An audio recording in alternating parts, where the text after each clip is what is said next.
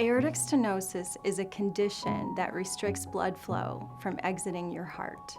The symptoms of aortic stenosis are shortness of breath, especially with exertion, fatigue, swelling of your extremities or your feet, hands, or abdomen, weight gain from the fluid retention, and sometimes you can faint or have syncopal episodes.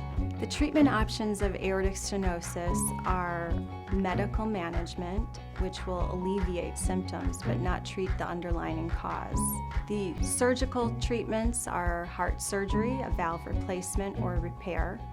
Another treatment option for aortic stenosis is a minimally invasive procedure called the TAVR, transcatheter aortic valve replacement, where the physician goes through the groin with a catheter up to the heart and replaces the valve.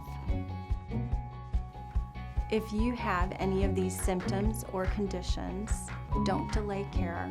Please follow up with your healthcare provider to discuss the best treatment options for you.